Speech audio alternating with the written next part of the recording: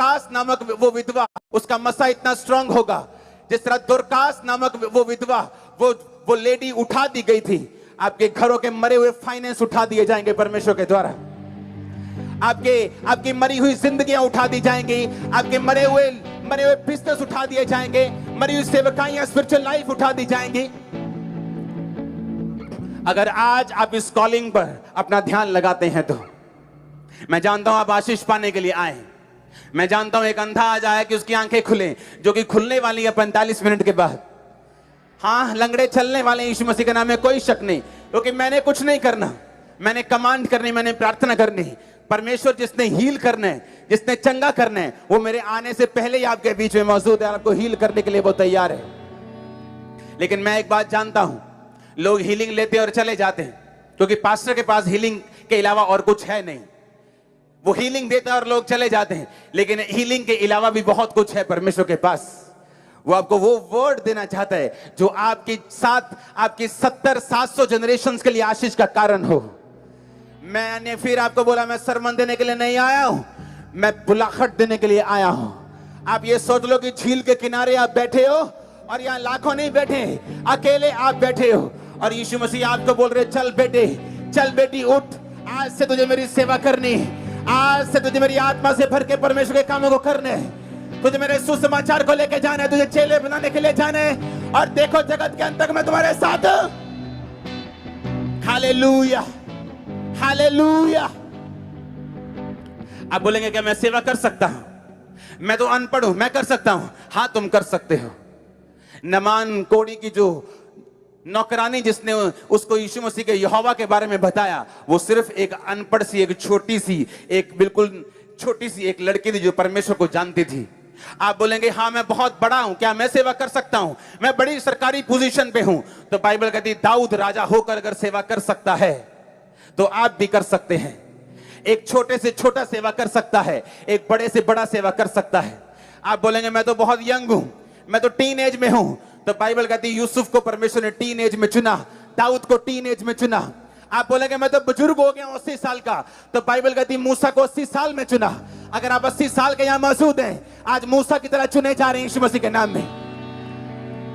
अगर आप छोटे हैं तो यूसुफ की तरह चुने जा रहे हैं। लेकिन आज से बाद में आपकी लाइफ के ऊपर, इस शहर के ऊपर प्रोफेसी कर रहा हूं, सेवकों की गिनती हजारों की गिनती में बढ़ने जा रही है यीशु मसीह के नाम में। आप लोग परमेश्वर की सेवकाई में जाने वाले यीशु मसीह के सामर्थ्य नाम में। आप लोग परमेश्वर की सेवा करने वाले, सुसमाचार के साथ, हीलिंग के साथ, डिलीवरेंस के साथ आप लंगड़ों को चलाएंगे यीशु मसीह के सामर्थ्य नाम में। हालेलुया। ऊंचा चाहिए और आमीन ऊंचा चाहिए मेरे को।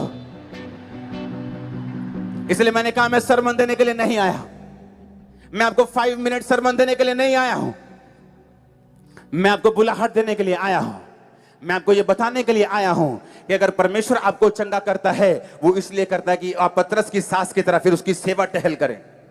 और अगर आप सेवा टहल करते रहेंगे, अगर आप सेवा करते रहेंगे, तो परमेश्वर कहता है मैं तुझे आदर दूंगा।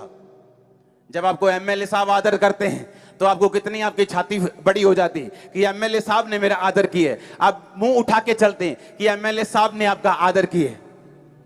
और सोचो परमेश्वर जो राजाओं का राजा है, वो कहता तू अगर मेरी सेवा करेगा मैं तेरा आदर करूंगा। तेरे उन्हीं रिश्तेदारों के बीच में, तेरे भाइयों के मध्य में मैं तेरा अभिषेक करूंगा, मैं तेरा आदर करूंगा, मैं तेरे आदर को बढ़ाऊंगा। आज लोग आदर ढूंढते हैं, पत्नी आदर ढूंढती है पति से जो उसका आदर नहीं करता। पति ढूंढता है आदर माँ से, माँ बाप से, बाप भतीजी से, भतीजा बाप से, ताया चाचे से। किसी को आदर नहीं मिल रहा, क्योंकि आदर परमेश्वर की सेवकाई के अंदर है। जो आप बाहर से ढूंढ रहे हैं वो तो अंदर है। बगल में कहते ना छोरा और बाहर ढिंढोरा, वो तो अंदर है। आदर तो तभी होगा जब परमेश्वर की सेवा करेंगे। और परमेश्वर को तो हम छोड़ चुके हैं क्योंकि हम नशा बेचने लग गए, उसको तो हम छोड़ चुके हैं क्योंकि हमारी 2-2 3-3 गर्लफ्रेंड बन चुकी हैं। हम तो सेवा तभी करेंगे अगर शरीर समर्पित होगा, अगर शरीर पवित्रताई में होगा। अगर शरीर पवित्रताई में नहीं तो तुम किसी भी प्रकार की सेवा में नहीं हो। तुम तो फिर टेंट पकड़ के बैठे हो, माइक पकड़ के बैठे हो, तुम तो गा रहे हो लेकिन परमेश्वर को नहीं पता तुम गा रहे हो। तुम तो बैठे हालेलुया हालेलुया कर रहे हो लेकिन उसको तो मालूम नहीं तुम हालेलुया हालेलुया कर रहे हो। क्योंकि जो कोई सेवकाई पवित्रताई के बीच से नहीं निकलती, पवित्र आत्मा के जरिए नहीं होती, वो परमेश्वर के घर में, स्वर्ग में कभी भी कबूल नहीं होती। आपको ये बात समझनी है कि परमेश्वर ने आपको इज्जत देने के लिए बुलाया है। उसने कहा राजाओं की महिमा गुप्त बात के पता लगाने से होती है। उसने कहा जो कोई मेरा सेवा करेगा, मेरी सेवा करेगा, मेरा पिता उसका ऑनर, उसका आदर करेगा। आपको ये मालूम होना चाहिए आपका आदर परमेश्वर के पीछे है। हन्ना को ये बात समझ आ गई। उसका निरादर होता था क्योंकि उसके पास बेबी नहीं था। परमेश्वर किसी भी चीज को यूज कर सकता है। वो आपकी बीमारी को यूज कर सकता है आपको निरादर देने के लिए। जब आपका निरादर होगा बीमारी के कारण, आप जवान हैं और आपके ज्यादातर चक्कर हॉस्पिटल में लग रहे हैं, आप बहुत ब्यूटीफुल हैं लेकिन आपके बेबी नहीं हो रहा, आप वेरी इंटेलिजेंट, बहुत इंटेलिजेंट हैं, आपका फाइनेंस जीरो हो चुका है, वो निरादर परमेश्वर इस्तेमाल करता है। अगर आप स्पिरिचुअल हैं, उस निरादर को स्पिरिचुअल आईज से देखेंगे आप। हन्ना ने देखा कि मेरे बेबी नहीं, पति से लड़ी पहले, तू क्यों मुझे बेबी नहीं देता? अरे मैं कोई परमेश्वर थोड़ी हूं, दूसरी पत्नी का बेबी है, तेरे नहीं है तो मैं क्या कर सकता हूं? मैं कोई परमेश्वर थोड़ी हूं।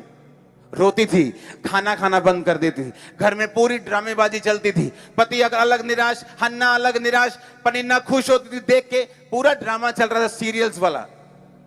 हन्ना को समझ आ गई ये निरादर से परमेश्वर मुझसे कुछ कहने की कोशिश कर रहे हैं। उसने परमेश्वर घर में जाके बोला, परमेश्वर अगर तू मुझे याद करे, मुझे बच्चा दे, मुझे बेटा दे, तो मैं वो बेटा तेरी सेवा के लिए चढ़ा दूंगी, वो तेरी सेवा करेगा। परमेश्वर ने कहा अब आई तू लाइन के ऊपर, अब आई तू लाइन पे। क्योंकि परमेश्वर ने निरादर को यूज किया। निरादर एक इंस्ट्रूमेंट है परमेश्वर के हाथों में, वो शैतान का भी यूज कर लेता है। आपका फेलियर एक इंस्ट्रूमेंट है परमेश्वर के हाथों में, वो फेलियर का यूज कर सकता है, बीमारी का इस्तेमाल कर सकता है, वो एक निरादर का इस्तेमाल कर सकता है, वो गरीबी का इस्तेमाल कर सकता है आपको अपने पास बुलाने के लिए। क्योंकि परमेश्वर ने कहा दुनिया के थके हारे और बोझ नीचे दबे लोगों मेरे पास आओ, मैं तुम्हें विश्राम दूंगा। तुम्हारा बोझ भारी है, मेरा बोझ हल्का है। तुम्हारा जुआ भारी है, मेरा जुआ हल्का है। तुम्हारा जिंदगी भारी है लेकिन मेरी सेवा हल्की है। तुम अपनी लाइफ मुझे दे दो, मेरी सेवा पकड़ लो, तुम अपने मन में विश्राम पाओगे, तुम इज्जत को, आदर को पाओगे। आज से मैं आपकी लाइफ के ऊपर प्रोफेसी देता हूं, आपकी इज्जत बढ़ाएगा परमेश्वर। आमीन। ऊंचा चाहिए यीशु मसीह के नाम में मैंने कहा आपकी इज्जत को बढ़ाएगा परमेश्वर। हालेलुया। आप मेरी बात को समझ रहे कि नहीं? हन्ना को समझ आ गया कि अच्छा कुछ तो गड़बड़ है मेरी लाइफ में। उसको समझ आ गया कि जो कोई यहोवा की सेवा करते हैं, यहोवा उनका आदर करता है। उसे आत्मिक हथियारों के बारे में मालूम था, आज लोगों को मालूम नहीं। अगर शैतान अटैक करता है तो परमेश्वर के पास आत्मिक हथियार हैं उसका सामना करने के लिए। हन्ना के पास एक अटैक था। बाइबल कहती है कि उसका पेट, उसका गर्भ जनने वाला नहीं था। अब मेडिकल भाषा में वो कुछ भी हो सकता है, कोई रसौली हो सकती है, कोई ट्यूब ब्लॉकेज हो सकती है, कोई बहाना हो सकता है मेडिकली। लेकिन बाइबल कहती है जब उसने परमेश्वर की सेवा करने का निर्णय ले लिया कि परमेश्वर आज से मेरी जिंदगी तेरे सामने डेडिकेट होगी, आज से ये अगर तू बेटा मुझे देगा मैं तेरी सेवा के लिए उसे दे दूंगी। बाइबल कहती है हन्ना के बच्चे पनिन्ना से ज्यादा ग्रेट थे, पनिन्ना से ज्यादा थे, पनिन्ना से बेस्ट थे। और उस सैमुअल की जो जन्म हुआ उसकी वजह से हन्ना सारी उम्र सिर उठा के इज्जत में चलती रही, लोग उसका आदर करते रहे क्योंकि वो एक भविष्यद्वक्ता की मां थी। हालेलुया। ऊंची आवाज़ बोलो हालेलुया। इसलिए मैंने कहा कि सेवा सिर्फ 500 लोगों के लिए नहीं है। आप में से बैठा एक एक जन आज यीशु मसीह के नाम में सेवकाई के लिए बुलाया जाता है, खुदावंद के नाम में। मैंने कहा एक एक जन आप सेवकाई के लिए बुलाए जाते हैं। आज से अपने कैरेक्टर से पहले परमेश्वर की सेवा करो, पवित्रताई से चलो, परमेश्वर की सेवा करो, प्रार्थना से गए परमेश्वर की सेवा करो, वचन से उसकी सेवा करो, अपनी लाइफ में उन चीजों को लागू करो। उसके बाद जो कोई मिले उन्हें परमेश्वर को उन वचनों को शेयर करो जिससे आप चल रहे हैं, जिससे आप बरकत पा रहे हैं। अपनी लाइफ को इस तरह से अगर चलाओगे तो सेफ रहोगे। परमेश्वर के दास ने एक बार मुझसे कहा था कि परमेश्वर की निगाहों में तुम्हारी वैल्यू उतनी ही है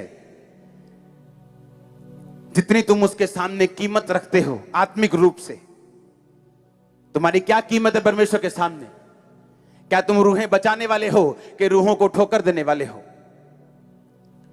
कितनी रूहों को तुमने बचाया आज तक, लेकिन तुमको अपना बेटे का रोना ही याद आता है कि वो नशे में है और वो बचना चाहिए। लेकिन जो जितने दूसरे लोग नशों में हैं, तुम कभी भी वचन लेकर उनके पास नहीं गए, तुम कभी भी उसको बचाने के लिए नहीं गए, तुमने कभी बोया ही नहीं, तो तुम काटोगे कैसे?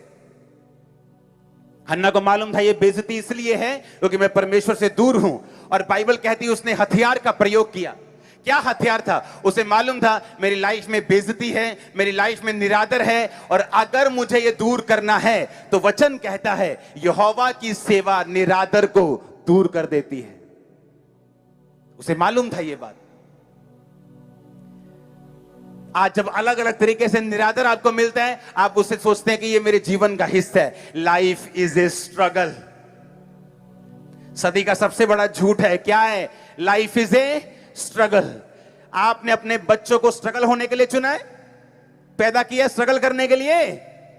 बताओ, एक भी जन अपना हाथ खड़ा